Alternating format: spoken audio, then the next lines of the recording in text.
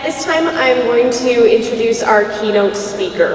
Lesley MacDonald is the founder, producer, and host of Global News Woman of Vision, a 24-year, 3-times national award-winning series that celebrates the accomplishments of inspiring women in the Edmonton area.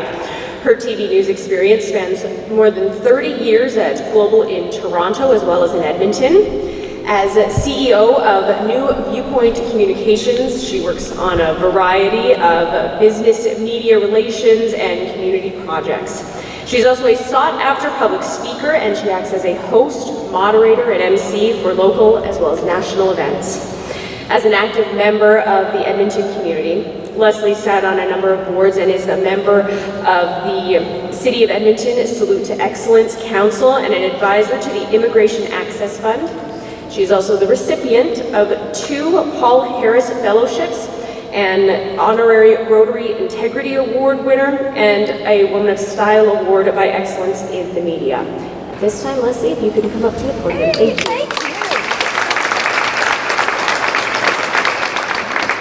Thank you so much. Okay, I have to say, isn't she wonderful? She's like my favorite. Thank you so much, Nancy. And thank you so much, Vivian, and to the whole committee for inviting me to be a part of this today. And congratulations to the recipients of today's awards. I mean, I know you don't do it for the recognition, but getting the recognition is saying that what you do is important and it has impact, and we appreciate it and we want you to keep going. So a big congratulations to today's recipients. I am so pleased and honored, and we keep hearing the word honored, to be a part of today, and very excited as well. This event really resonates in so many different ways with me. First of all, the name Daughter's Day. And the fact that every woman is someone's daughter, and that's something that I really resonate. Nancy mentioned Woman of Vision. It's one of my great passions. Woman of Vision I started when the year that my daughter was born. I have this passion to inspire and embolden, and she's been my motivation for doing that. It's been important to me that she and other young women know that they have an opportunity to reach their potential and more, and to have good role models to consistently know what is possible.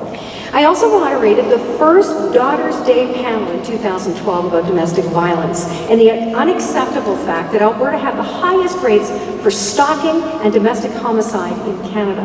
And it was impactful for me and everyone in that room to have an open dialogue about the complexity of the work that needs to be done. And finally, the Daughter's Day initiative resonates with me because it is inclusive. It was founded by men as well as women, and it's important that everyone be part of that dialogue.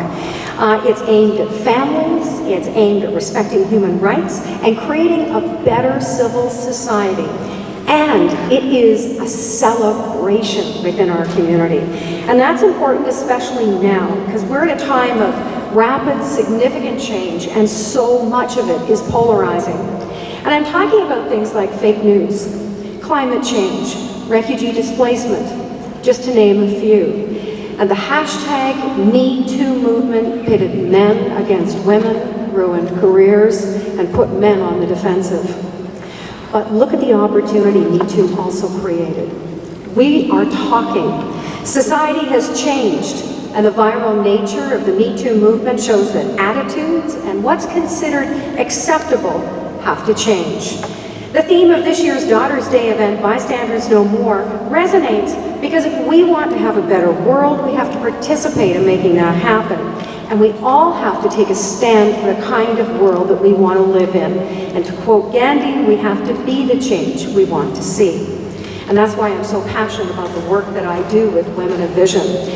It's a television series that's been running for 24 years, and we profile inspirational women in our community, local women. Some of them you know, some of them you don't.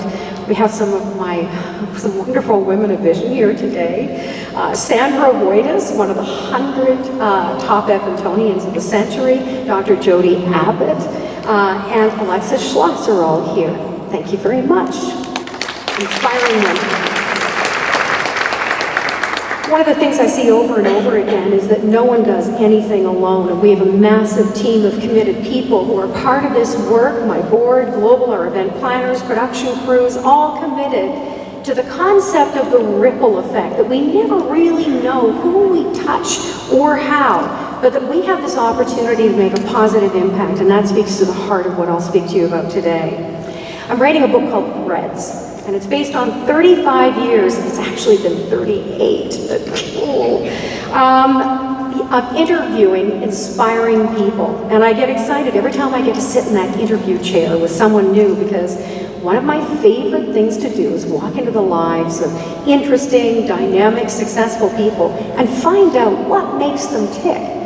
So my line is, if 100 people have an idea and one person is able to turn that idea into something extraordinary, what is it about that person that they're able to do that? These people motivate and inspire us. We know that there are certain qualities, generally, that successful people have, but how those qualities are manifest in each person differs, and that's where the magic happens. So imagine those qualities as threads that weave through the fabric of each person's life.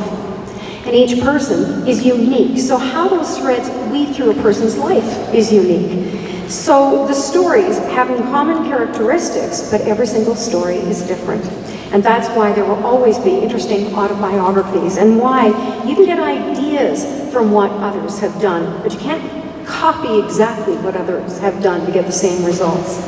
And it helps to explain why things like intelligence, birth order, and education are not necessarily a prime indication of how successful a person will be. I think it's actually quite freeing, because believing that making the most of our lives comes from within, and paying attention to what we instinctively know about ourselves is really freeing. And that's what keeps me fascinated. I learn new things with each new person. And if you're having a conversation and you feel like I'm interviewing you, I'll always apologize in advance, because I'm just curious. It's a joke with my transcriber and crew that all of my interviews start the same way. I say, we're going to start at the beginning and we're going to end at the end. And the end is the vision, the driver, the reason why you leap out of bed in the morning. And the beginning is where your dominant threads began. One of my most significant early threads started when I was 9 years old, and our family went to Expo 67 in Montreal. Now, I come from a town of 10,000 people between a mountain and a river in the middle of nowhere in northern New Brunswick. I had Indigenous friends, but I'd never seen or met anyone of another color or race. It was very isolated. At Expo, I was fascinated by the mix of people around me from all over the world, many dressed in their traditional costumes, and I began to make up stories about who they were, where they came from, and what their lives were like. And so began my thread of a lifelong fascination with the stories of people. I find it fascinating that every single time I ask a visionary person about where their thread began, whether it's the influence of a person, an interest, or an event, they instinctively know the answer. That sense of purpose begins with ideas that were formulated early in life. I just interviewed Audrey Patra, our next woman of vision, and a very strong, dynamic trailblazer leader of the Métis Nation of Alberta. She's been president of that organization for 22 years, the longest serving Métis leader in Canada, and of course the first woman. And she's up for her 5th re-election in a little over a week. Her early thread is the pride instilled by her proud Métis father growing up on traditional Métis land. And that's been an extremely powerful motivator that's gotten her through so many things during her leadership, and what motivates her to still continue to lead no matter how challenging sometimes it can be. Our parents are an important influence. The people I interview often credit at least one parent or role model as a strong support system. And when I was growing up, I was a bit of a daughter, a daddy's girl. I have vivid memories of passionate debates around our dinner table with my father, a politician and a businessman, pounding his fist to emphasize yet another point about our duty to our country and to our community. And it's easy for me to see how that influenced my decision to study business, political science, and even broadcasting in university. In 1981, I landed, yeah, I know, it's hard, isn't it? Because I'm young at heart. In 1981, I landed a job at Global News in Toronto. It was a bit of a different world back then, and I guess this speaks a bit to the Me Too. There were no women in senior positions. In fact, there were few women in the newsroom. And the casting couch was alive and well. A senior director spent 3 months trying to get me fired because I refused to have sex with him. And when I found out that many before me had, I warned every new young woman who came into that newsroom about him. It only stopped when one of the braver editorial assistants sued him for sexual harassment, because everybody knew about it, and it wasn't a big deal. She was very brave.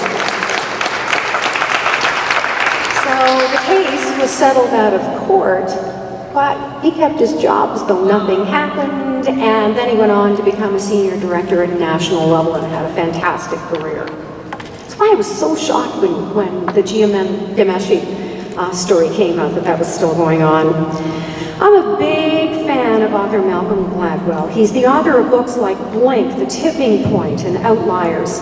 Gladwell talks about the influence of timing and how that is a factor in success. Bill Gates, for example, had the good fortune of being just the right age, with the right inclination, and a strong ambition when the first do-it-yourself computer kit was introduced, which led to the founding of Microsoft. Now, I too experienced that kind of opportunity, clearly not at that level. But a year into my job, we had Canada's first female producer, first female assignment editor, and first female anchor. Yeah, it wasn't that long ago. I was now a writer and associate producer, and there was suddenly a need for women on the air, and I was in the right place at the right time to ride that wave. I became the second person in the history of the station to rise from copy clerk to anchor desk. Global Toronto was also where I began to hone my skills as an interviewer and where my passion for people's stories really began to blossom. It was when I worked as entertainment reporter and arts critic. I really wasn't someone who got starstruck, so to make the stories more interesting for me, I would include questions just for my own curiosity, digging deeper into that person's motivation and influence. Twice a month, I flew all over North America, places like Los Angeles, New York, Chicago, to interview all the big names of the day. Arnold Schwarzenegger, Harrison Ford, Sandra Bullock, Sally Field, writers like Mordecai Richler, ballet stars like Baryshnikov and Karen Kane, and opera singers like Placido Domingo, who I was secretly in love with. If you've ever met him, he's incredibly charming. I met comedian Jim Carrey at the Comedy Club in Los Angeles when he was a complete unknown. He was sharing the stage with his friend Howie Mandel, and I saw his massive talent and got him his first television appearance on Global when he came back to Toronto. These connections and interviews helped form my early ideas. These people were successful professionally, but were they happy and fulfilled in other parts of their lives as well? So jump ahead to 1994. I've moved to Edmonton for what was supposed to be a quick 2-year pit stop to produce and co-anchor the 6 and 10 o'clock news. But plans changed when I met a man, and I stayed here. So, one door closes and many more open. I switched gears, started a communications production company because I've always been interested in business, and anchored the 5:30 newscast on the side. Well, a survey came out that year in 1994 that showed 84% of female high school students were focused more on a job than on a long-term career.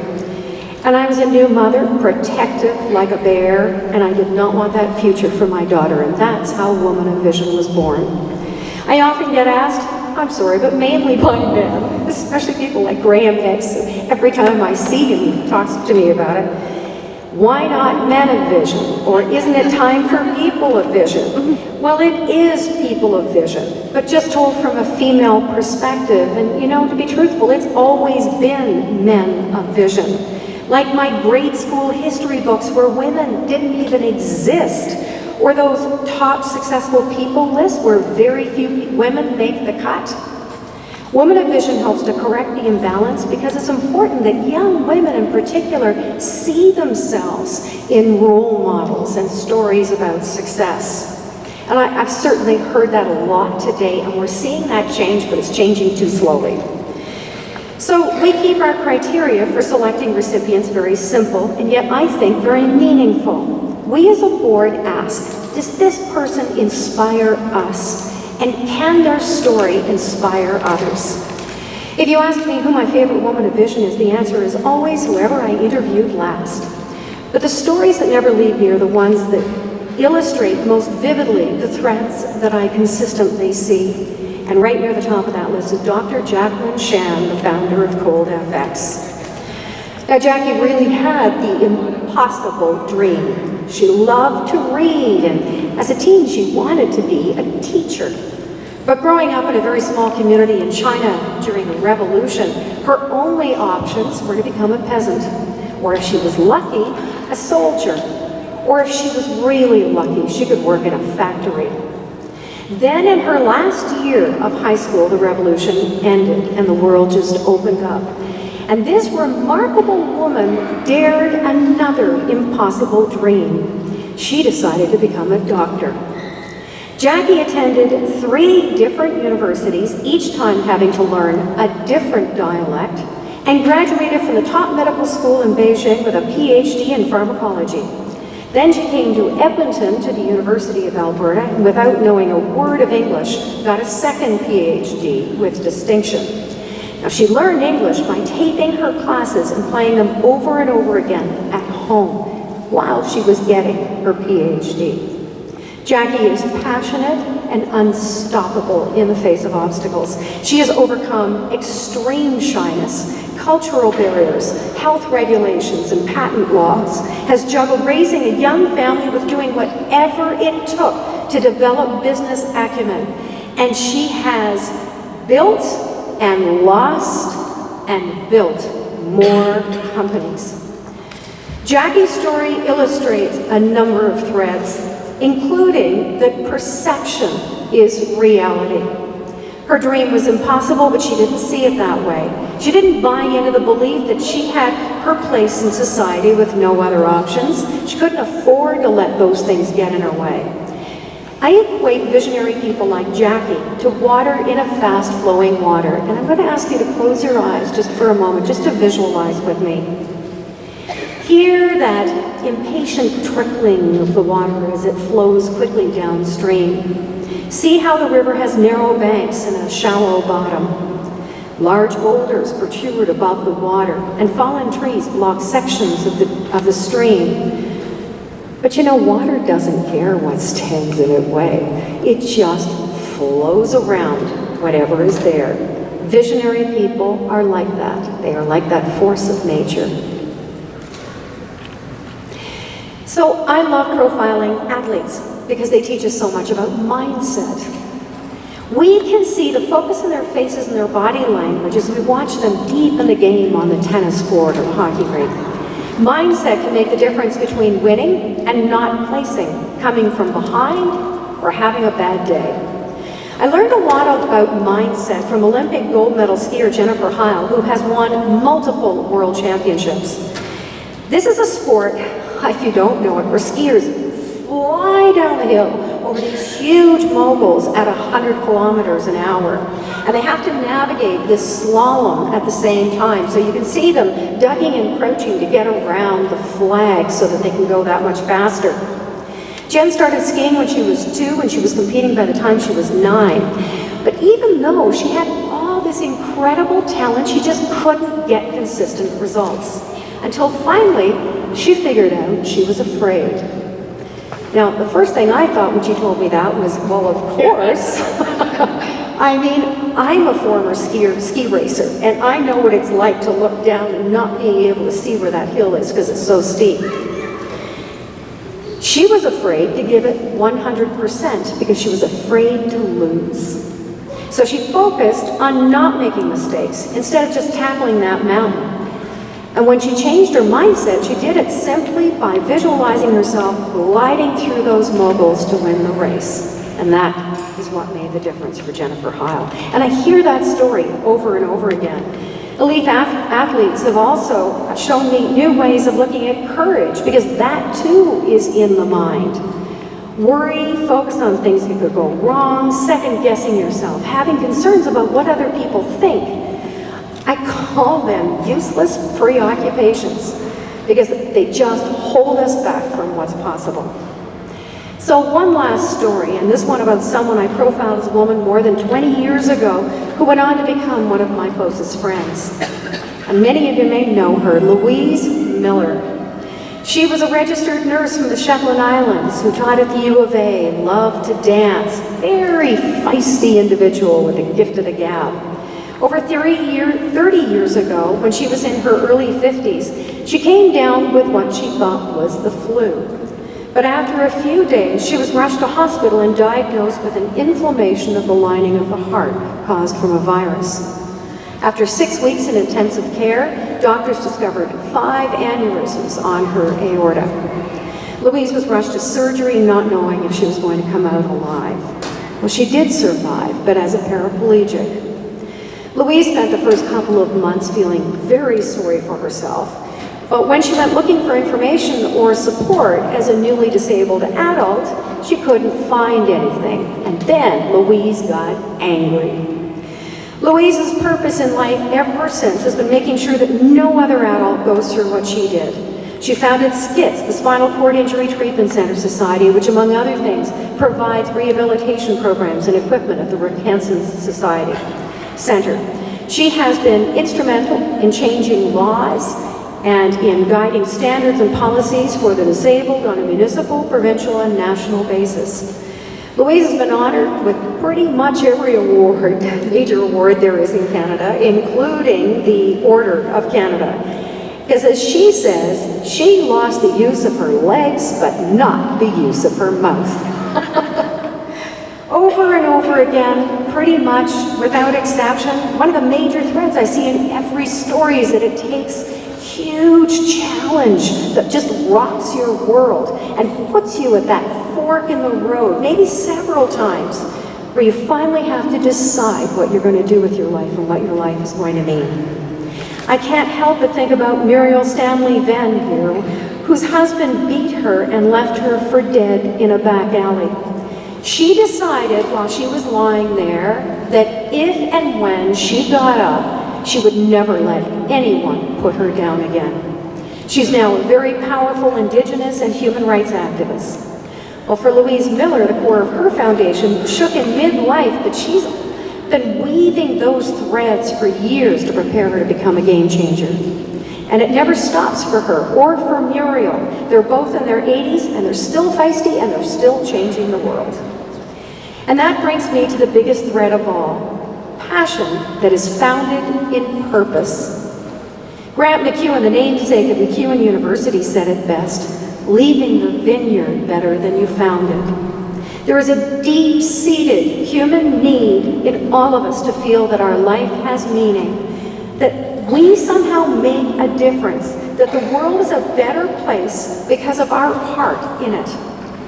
It's about what we do with what we have, even in the most simple ways. And it's about being engaged in a purpose, a vision that is greater than ourselves. We often talk about how we want to be remembered when we're gone. Well, I'm at the age where I'm starting to go to a lot of funerals. And I'm actually reading the obit in the newspaper because, I know a lot of those people who've passed. And I'm struck by how these amazing lives are summed up in just a couple of paragraphs or a couple of words at a funeral. So I leave you now with this food for thought. It's a poem called The Dash by Linda Ellis.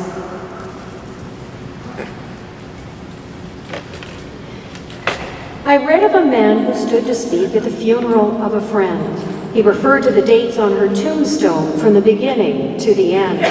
He noted that first came the date of her birth and spoke the following date with tears. But he said what mattered most of all was the dash between those years. For that dash represents all the time that she spent alive on earth. And only now those who loved her know what that little line is worth. For it matters not how much we own, the cars, the house, the cash. What matters is how we live and love and how we spend our dash. So think about this long and hard. Are there things you'd like to change? For you never know how much time is left that can still be rearranged. If we could just slow down long enough to consider what's true and real and always try to understand the way other people feel.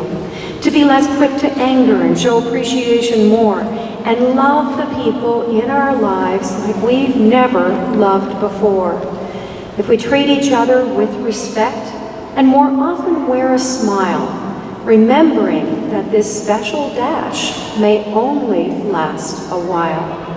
So when your eulogy is being read with your life's actions to rehash, will you be proud of the things they say about how you spent your dash? Thank you.